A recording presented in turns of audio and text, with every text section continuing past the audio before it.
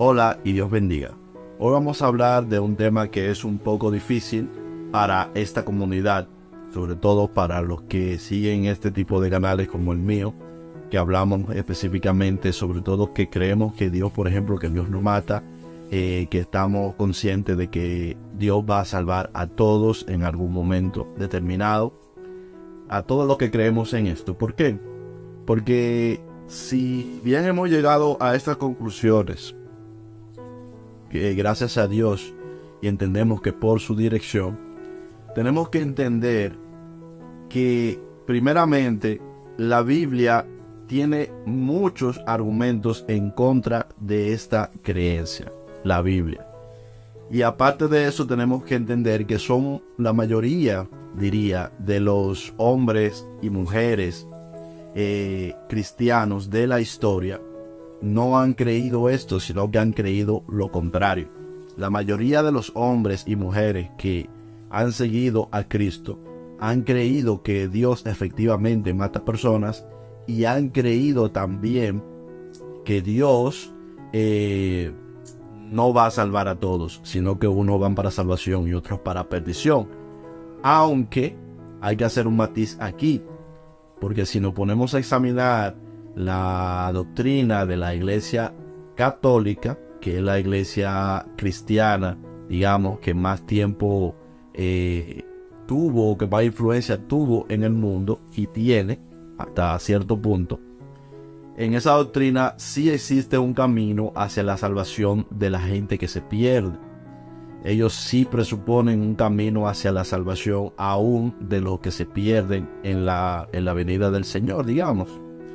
Entonces, aunque no es exactamente lo que nosotros creemos, en algún punto sí tiene algunos puntos de semejanza. En ese punto, en posible final aún del que se pierde, en salvación, en purificación, en limpieza de sí. Sin embargo, y a pesar de esto, podemos afirmar que la mayoría de los cristianos y de los maestros cristianos, maestros y maestras, incluso de los últimos siglos y sobre todo de los últimos siglos más bien, han creído que hay una perdición eterna y han creído que Dios mata de hecho, que juzga matando personas. Pero ¿de dónde esta gente saca esto? Lo saca de la Biblia, porque la Biblia dice este tipo de cosas textualmente. Por ejemplo, en Génesis 3:23 dice: así fueron exterminados todos los seres que había sobre la faz de la tierra, tanto hombres como animales, los reptiles y las aves del cielo fueron borrados de la tierra, solo quedó Noé junto con los que estaban con él en el arca. De esta historia, como está narrada en el libro de Génesis, se entiende que Dios mató a estas personas. Eso es lo que dice textualmente, eso es lo que dice el texto. Dice que Dios mató a todas las personas del mundo. Y si nos vamos, por ejemplo, a otra lectura, no hay que leer mucho, pero vamos a otra lectura, dice Números 31, 17 al 18, dice: ahora pues matad todo varón entre los niños, y matad toda mujer que haya conocido varón carnalmente, pero dejad con vida para vosotros a todas las niñas que no hayan concebido varón carnalmente. Entonces, estas lecturas nos refieren a unas ordenanzas de Dios que se entienden literalmente y textualmente en el texto de la Biblia, en este caso del libro de Números, que Dios estaría ordenando y consintiendo en estas matanzas, digámoslo así. Vemos en 1 Samuel 15 al 3 que dice: ve pues y hiere a Amalek y destruye todo lo que tiene y no tengas piedad de él. Mata a hombres, mujeres, niños y aún a los de pecho, vacas, ovejas, camellos y asnos. Aquí también se presupone que lo que dice textualmente no hay que interpretarlo, lo dice literalmente, que Dios está mandando a matar a mujeres, hombres y niños y animales. Lo dice textualmente, está ahí. No nos podemos hacer a la espalda de que está ahí. Y vamos a leer otro texto para terminar con esa parte. Levítico 20:13 le dice: si alguno se acuesta con varón como lo que se acuestan con mujer, abominación hiciere, ambos han de ser muertos, sobre ellos será su sangre. Esto en Levítico se refiere literalmente, lo que dice el texto, vuelvo y repito, es que Dios está ordenando, Jehová, que sean muertas personas simplemente por el hecho de haber cometido el pecado de haberse acostado con una persona de su mismo sexo. Eso está ahí, lo dice la Biblia, lo dice.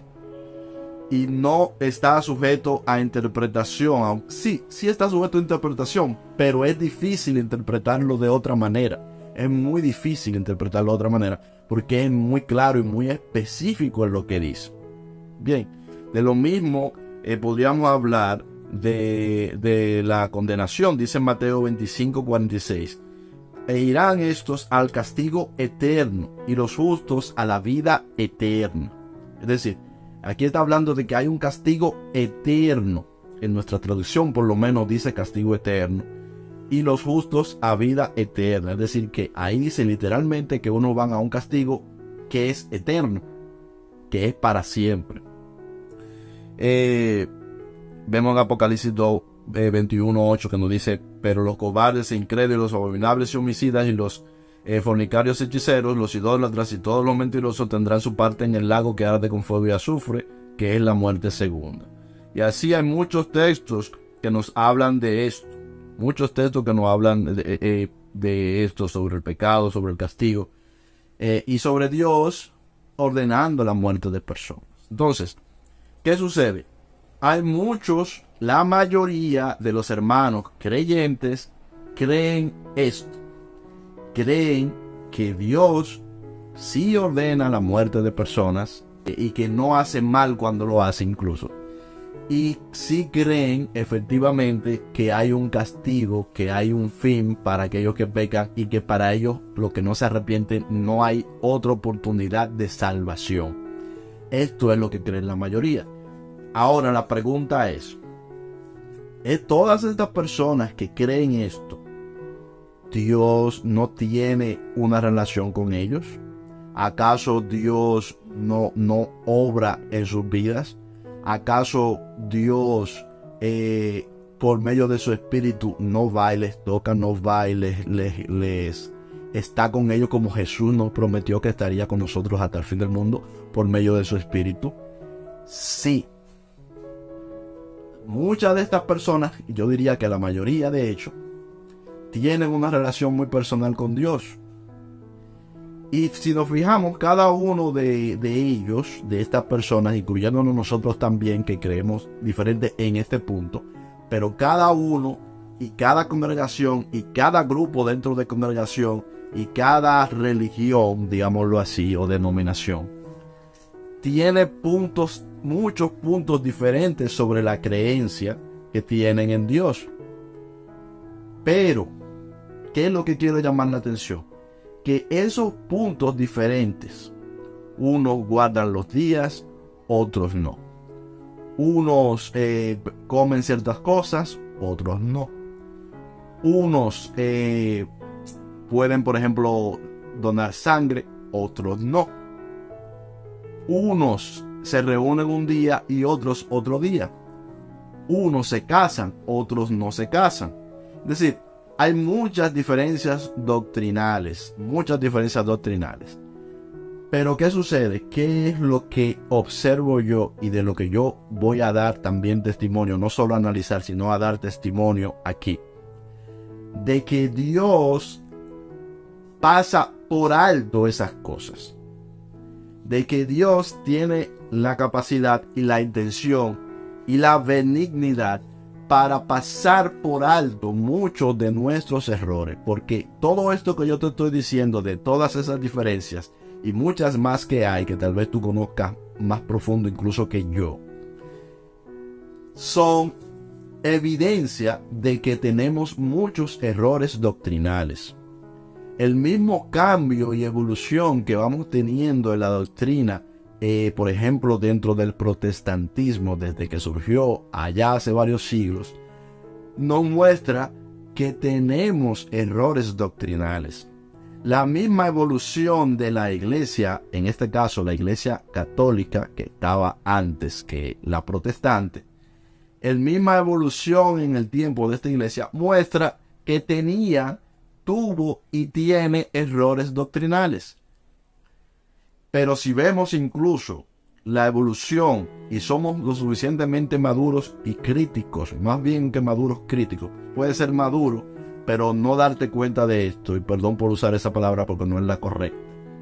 Ser críticos sobre la vida de los discípulos de Jesús, sobre la vida de los profetas, veremos que tanto los profetas como los discípulos de Jesús fueron con el tiempo también cambiando ciertas posiciones que tenían en su vida, incluso después de haber conocido a Dios, incluso después de haber conocido a Cristo. ¿Por qué? Porque seguían incurriendo en errores. El error es algo del ser humano.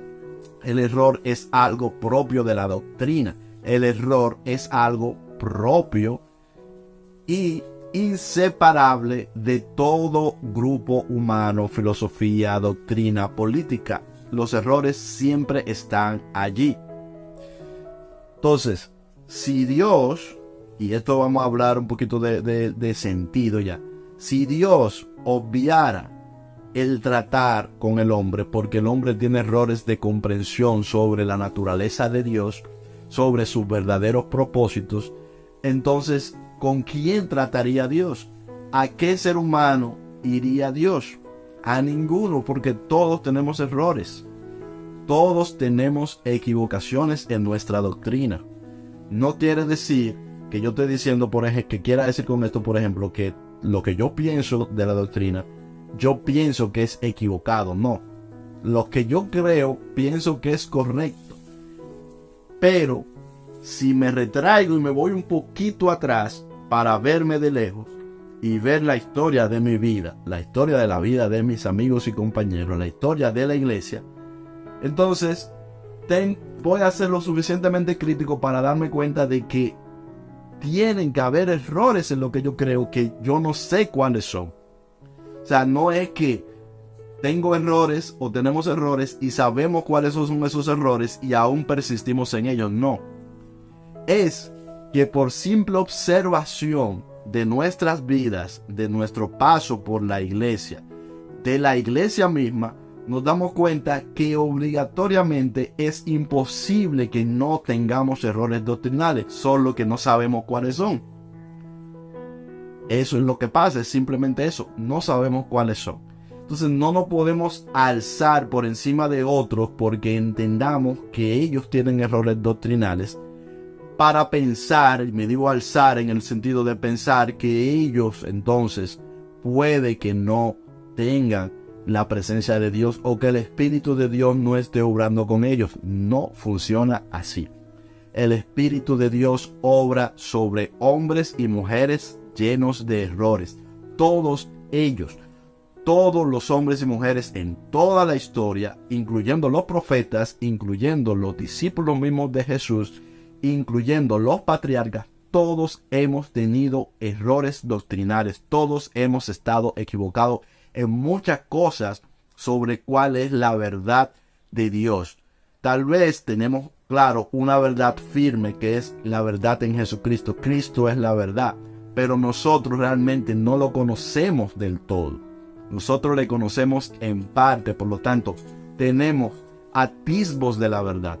Tenemos pequeñas gotas de verdad a las que tenemos acceso. Sabemos que Él es la verdad, pero nosotros realmente no lo conocemos del todo, porque somos seres humanos y estamos en este mundo. Entonces, la relación que una persona tiene con Dios no depende de su posición doctrinal, no depende incluso de su religión tampoco. Dios sabe cómo opera con las personas, sabe cómo influencia a las personas para bien. Eso es claro, eso que estoy diciendo es una creencia en lo que yo creo, pero creo que es lo que es compatible con justamente lo que nosotros creemos. Lo que creemos en la restauración de todas las cosas, que creemos que Dios siempre tiene un propósito de bien para todos y que su fin es el bien y la salvación de todos. pase lo que pase al final, que creemos eso, claro, por medio de Cristo, que todo el mundo vaya a Cristo, que todo el mundo va a llegar a reconocer a Jesucristo, va a llegar a entrar en su amor, a creer, y por eso va a ser salvo. Porque muchas personas piensan que nosotros creemos como que la gente va a ser salva aunque no cree en Cristo. No, porque nosotros creemos que todo el mundo va a dar ese paso. Y creemos que personas que no dieron ese paso en esta vida, lo van a dar en la resurrección. Eso por lo menos eso es lo que yo creo. Así como yo lo creo, voy a hablar ya en términos personales. Entonces, creo que con esa creencia y con ese entendimiento de los caminos de Dios, de que Dios es bueno, de que Dios no mata, de que Dios no hace mal, sino que siempre hace el bien, es incompatible para mí en cuanto al sentido, el nosotros pensar que Dios se limita o que una persona, su relación con Dios está limitada porque no cree esto, o porque no cree aquello, o porque no cree en aquel detalle, o porque no crea en la restauración de todas las cosas. Y eso es lo que yo quiero transmitir en este video, y espero que quede lo más claro posible. Mucho podría seguir hablando, mucho quedaría por hablar, pero ya veo que llevo aproximadamente 16 minutos. Entonces, lo que yo te invito a ti, a todo el que está viendo esto, porque esto es para que los que puedan lo vean, es a que entendamos que la relación con Dios de una persona no depende de que piense parecido, igual o de alguna manera forma compatible como la forma que nosotros pensamos o creemos. Dios tiene reservado cosas de bien para todas personas. Hay personas que reciben de Dios aunque no sepan que es Dios. Hay personas que son guiadas por Dios aunque no lo sepan tan bien. Sí, es así, porque Dios no está limitado por una doctrina. El otro punto que quiero, ya para este grupo específicamente de nosotros, que entendamos es que si nos vamos literal a lo que dice la Biblia, tenemos entonces que entender las posiciones de los que tienen otros grupos, otras personas, sea llámese denominación. Nosotros no somos denominación, pero personas que tienen otra forma de creer, tiene sentido bíblico. No están saliéndose del sentido bíblico. Lo que pasa es que creen en la Biblia o en partes de la Biblia, que son las partes que recupera su doctrina, la que han aprendido por sí mismo o la que le han enseñado en la congregación. Recuperan esas partes de la Biblia porque nosotros sabemos que hay partes de la Biblia que también afirman lo que nosotros creemos. Pero es que cada quien toma una parte de la Biblia, la parte que se ajusta a lo que cree. Tenemos que saber que esa es la realidad, pero que la Biblia explícitamente, de manera reiterativa, encontramos textos que dicen de esto. ¿Qué es lo que pasa? Si pensamos que la Biblia es un libro sagrado, que la Biblia es la fuente de la verdad y que todo lo que está en la Biblia es verdad, y somos al mismo tiempo coherentes en todo lo que dice, en toda la doctrina, entonces estaríamos en una gran contradicción. No es posible, y la mayoría de las doctrinas del mundo están en contradicción, porque la mayoría de las doctrinas bíblicas, las doctrinas que dicen basarse en la Biblia, entran en contradicción. Todas entran en contradicción. ¿Por qué todas las doctrinas que están basadas en la Biblia de hecho entran en contradicción? Cuando afirman que la Biblia es un libro sagrado, que es perfecto y todo esto, si se juntan esas dos cosas, inmediatamente se entra en contradicción, porque la Biblia tiene doctrinas contrarias. La Biblia contiene doctrinas que son contrarias unas que la otra. Hay doctrinas en la Biblia que te llevan para este camino y hay doctrinas que te llevan al camino contrario. Y no hablo solo de interpretación connotativa, sino de texto literal. Doctrina literal bíblica que te lleva por un camino y luego te lleva por el otro. Por ejemplo, yo estuve leyendo en lo que leímos sobre, dice, Levítico 20:13 nos dice: si alguno se acuesta con varón, como lo que se acuesta con mujer, abominación hicieron. Y dice que deben de ser muertos. Pero ahí mismo en ese capítulo nos habla también, un poquito antes, de las personas que adulteran. Y dice que deben de ser muertos. Pero nosotros vemos en la misma Biblia que Jesús no consiente con esto. Nosotros vemos que Jesús no está de acuerdo con este texto. Porque cuando a él se le presenta para que ejecute esta sentencia que está en la Biblia, que es una orden que está en la Biblia de lo que hay que hacer, él no la ejecuta, él la niega, porque se niega a hacerle daño a una persona que ha fornicado, sino que le dice: yo no te condeno. Eso es lo que dice. Entonces, es una doctrina contraria, y así hay muchísimas doctrinas contrarias. Todas las denominaciones y todas las corrientes doctrinales que afirman que la Biblia es la palabra de Dios perfecta y santa, y al mismo tiempo sostienen su doctrina creyendo esto, están en una contradicción, porque todas esas niegan partes de la Biblia en su propia doctrina. Todas las doctrinas, para funcionar, tienen que negar partes de la Biblia, aunque no lo reconozcan explícitamente, lo hacen. Todas. Por ejemplo, la mayoría de los protestantes no guardan los días de reposo, pero en la palabra dice explícitamente que se guarden los días de reposo.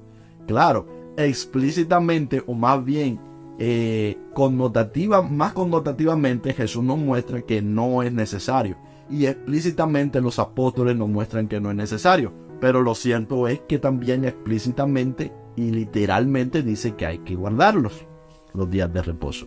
Y dice incluso que hay pena de muerte por no guardar los días de reposo de manera adecuada. Y que se debe de hacer eso y ejecutar esa pena de muerte. Lo dice en el texto. Está literal. Pero también vamos a decir que está literal lo contrario. Sobre todo el ejemplo de Jesús. Jesús nos libera.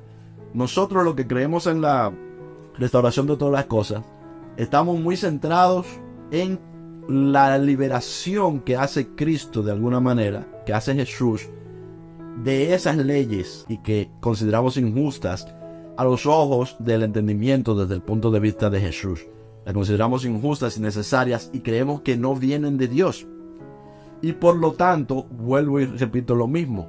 Si en la Biblia, si en los textos bíblicos hay leyes que nosotros consideramos que no vienen de Dios, pero el texto dice que viene de Dios, ¿cómo podemos creer que toda la Biblia es un libro sagrado, inspirado, que es un libro que viene, que es santo, las sagradas escrituras? No podemos creer eso y ser coherentes al mismo tiempo sobre ello.